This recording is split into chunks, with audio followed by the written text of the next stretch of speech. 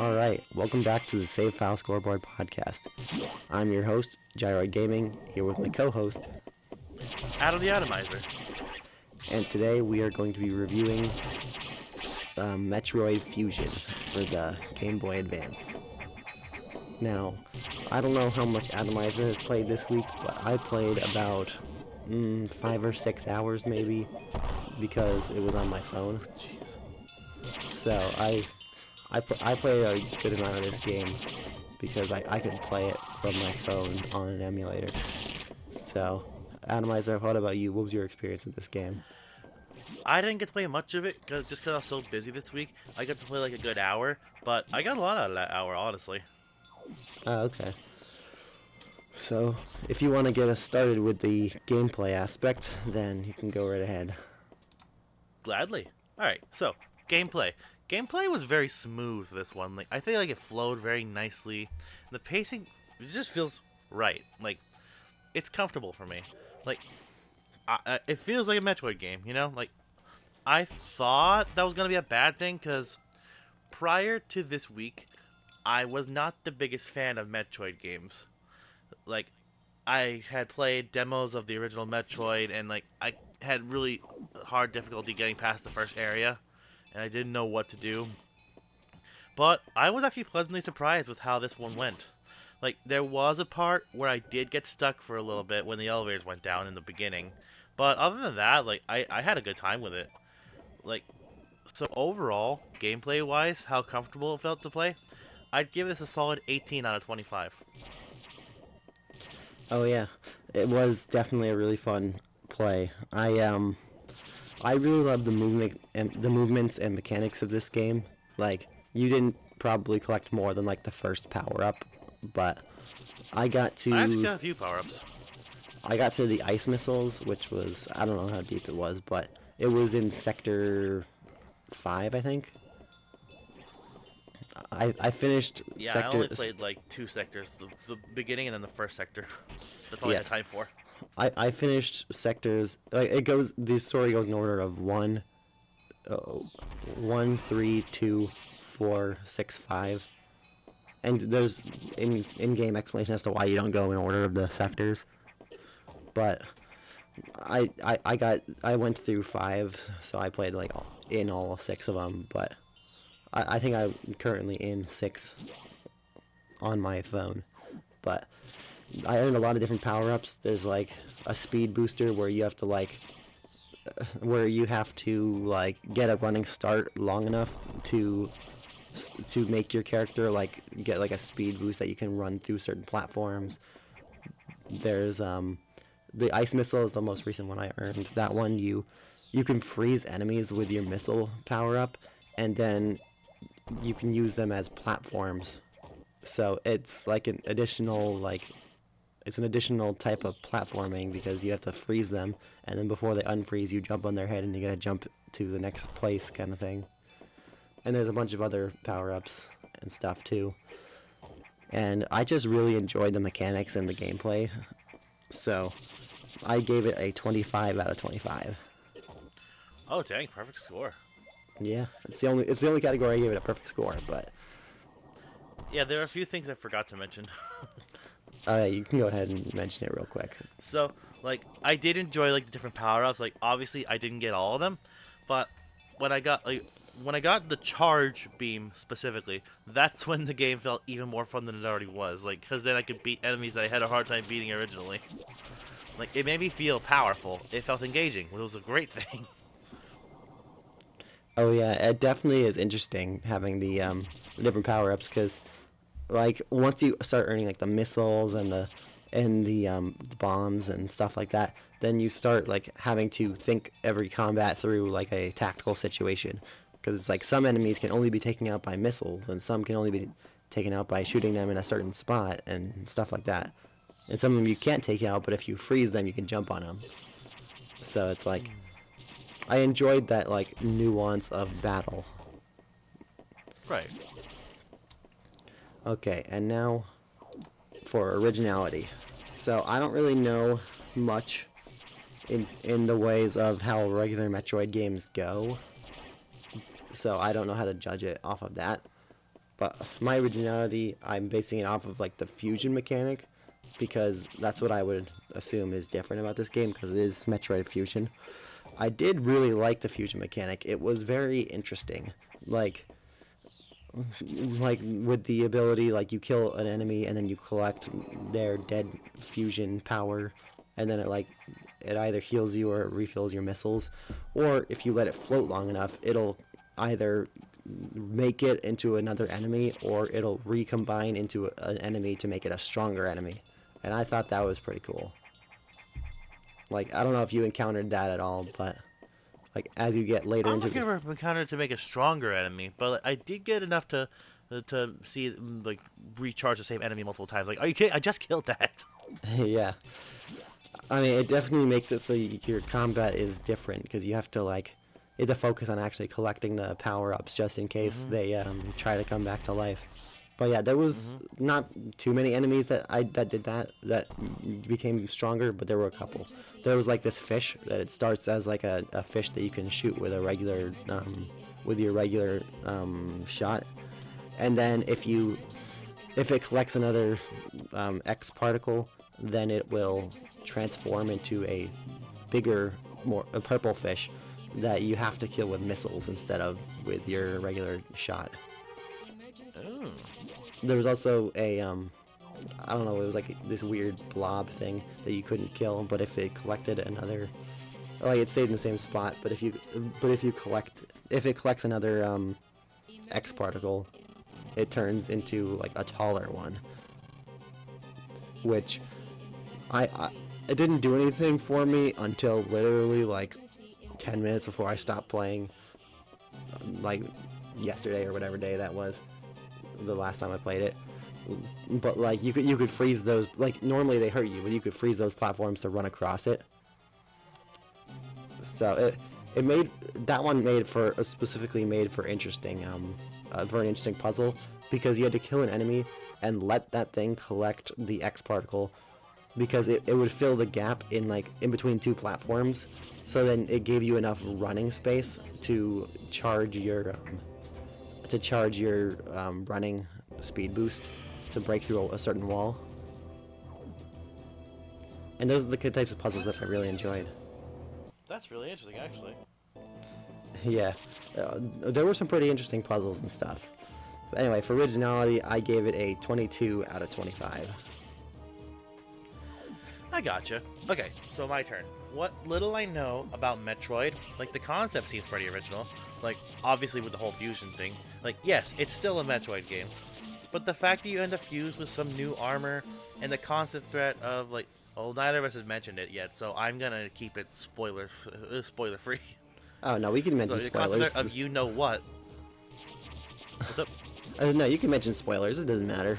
I wasn't like purposely Alright. avoiding them. I gotcha. So, like, the fact that you're fused with, like, the new blue armor, but the constant threat of your old armor lurking around, like, infested with X parasites, like, I thought that was really cool, and added it as, like, a scare element to it, almost. Yeah. Obviously, I didn't play long enough to encounter the armor. I saw it in a few cutscenes, but that was all I had time for, but I still enjoyed it. Oh yeah, Like, you definitely the run game- into the armor. Like, I encountered it maybe like 3 times, but you can never actually fight it. At first I didn't understand that, so I tried to fight it like 3 times. Like, they warned you not to fight it. It has Ice Beam, and you're weak to ice. Yeah. It killed me a couple times, and then I was like, okay, what if I just don't? What if I just hide and let it walk past me? And then it like walks past you and it unlocks places that you normally wouldn't be able to go into, like with its like shooting powers that you don't have yet. Right. But yeah, like, I enjoyed that originality thing of it, especially with the whole fusion thing like he mentioned. Like, the fact that you just pick up the little X parasites because you can no longer be infected by them because you were already infected once, and that's how this whole story started. So, for me, I didn't score as high as he did, but it's still pretty close. My originality score is 20 out of 25. Nice. All right, now overall feel.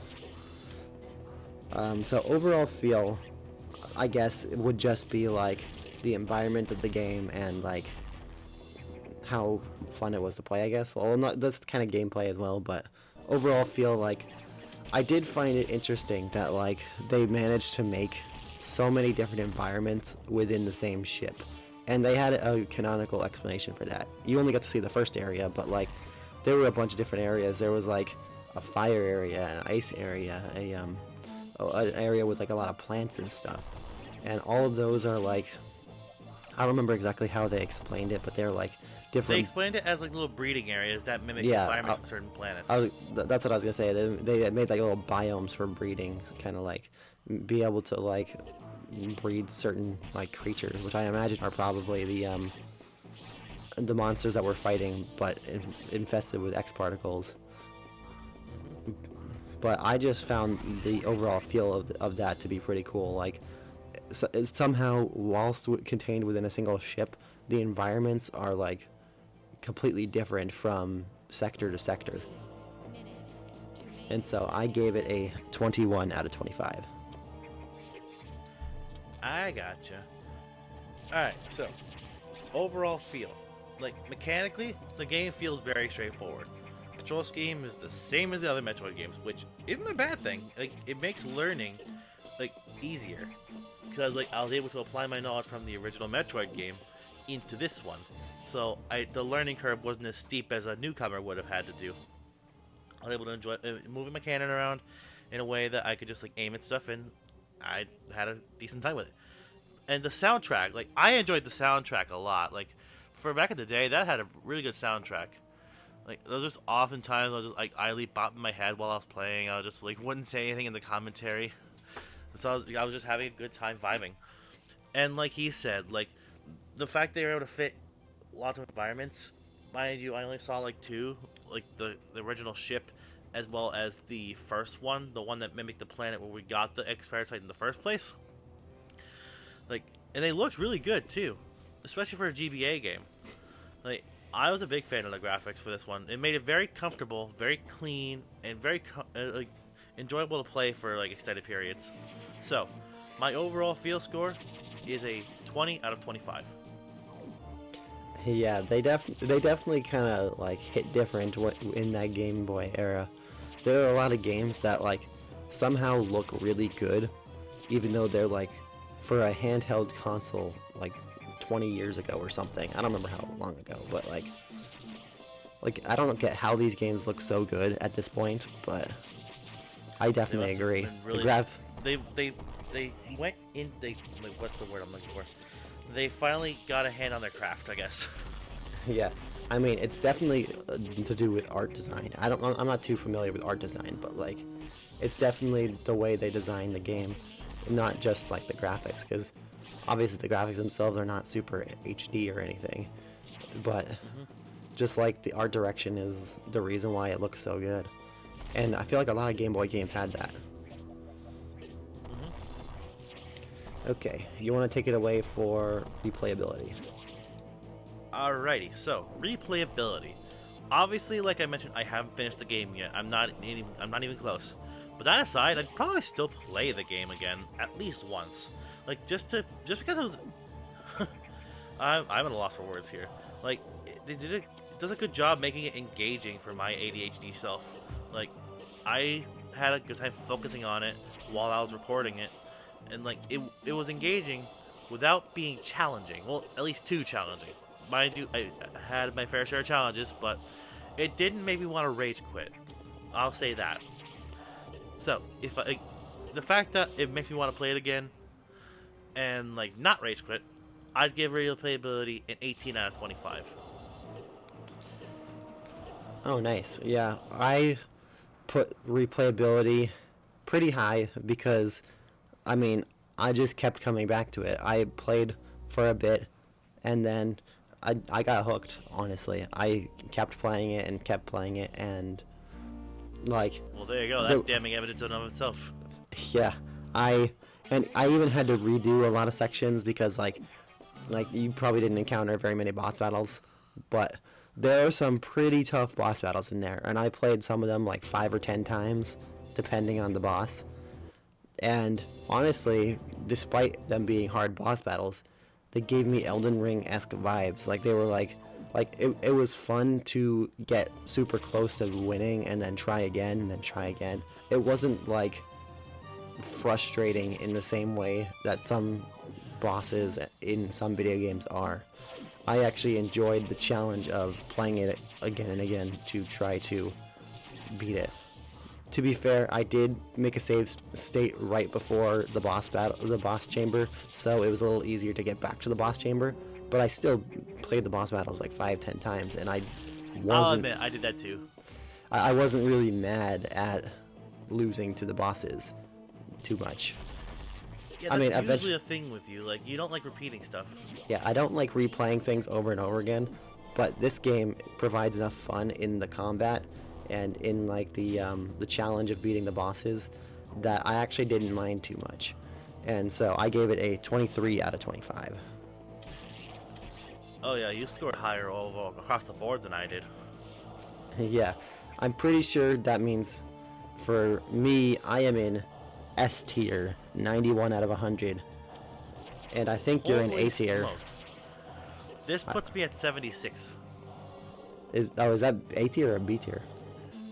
I don't know. I've never been good at identifying the tiers. Wait, re-say the number again? 76.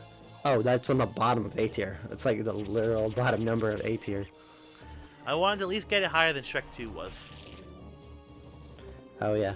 I mean, I think this game was phenomenal. I kind of want to finish the game. Is how good it was for me. So that's why I put it. I gotcha. I put it at the bottom of S tier because I believe it is an S tier game for me. I am willing to negotiate it down. Yeah, because like my only caveat is like similar to, but not exactly the same as the whole Mario Party 7 one. Like, obviously it's not the same context because that's a Mario Party game, but I don't feel as if Metroid Fusion is peak gaming that all gamers should try at least once in their life. Oh, Like, while it is really, really fun, I will not deny that. I don't think it's like up there.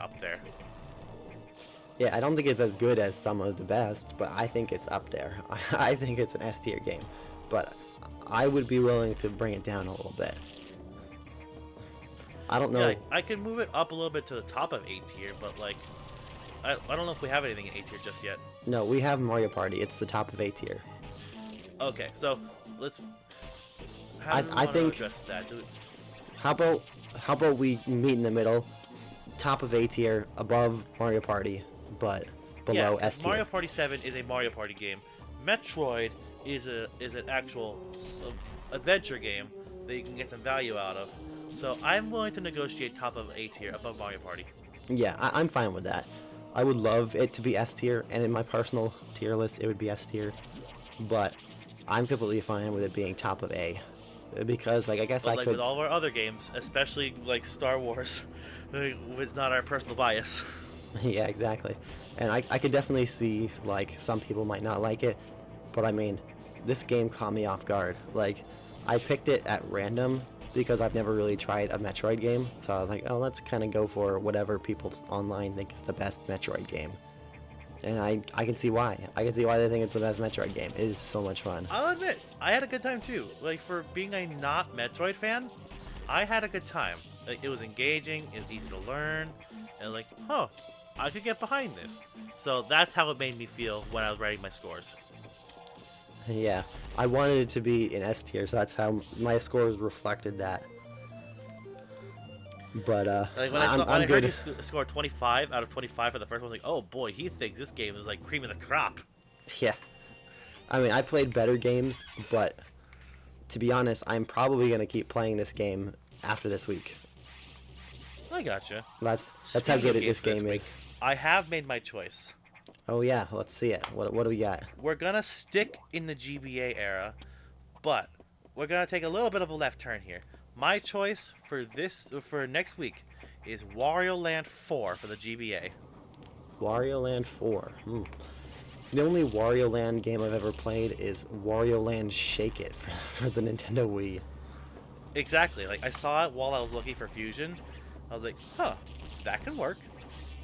Yeah, I mean, I enjoyed Wario Land Shake It when I was a kid. So maybe this will be a good one. We'll see. We'll see. Well, yeah, I guess that's it. You got anything else to say about the game or about next week's game? No, not really. Other than the fact that, like, while I don't think this game's cream of the crop, I do highly recommend playing it at least once. Yes, I definitely highly recommend playing it if you're a fan of single-player Nintendo games. It is very fun. Exactly. All right, so that's it, guys. Thank you so much for watching. If you liked it, please like, comment, and subscribe. If you're on Apple or Spotify, give us 5 stars. And please check out the Patreon. At some point, we're gonna actually finish updating it. You can join for free, and you'll get all the podcast episodes to your RSS feed, just like you can on Apple and Spotify. But paid members will be getting perks once we figure out how to upload things there, and once we finally catch up on our editing. Honestly, I think we should just release the VODs at this point, because we're 4 games in and still haven't released them. So I think we just need to release the VODs and not the edited versions. But we'll see. No, I gotcha. Like, at this point though, my edits are decently shorter than my Mario Party 7 one was, and I just need to record the intro and outro for the Mario Party 7 one. Oh yeah. All of mine is native to my VOD, and I haven't even started editing. But yeah. I'll get to it eventually, though. Yeah, we're gonna get to the Patreon, the paid portion.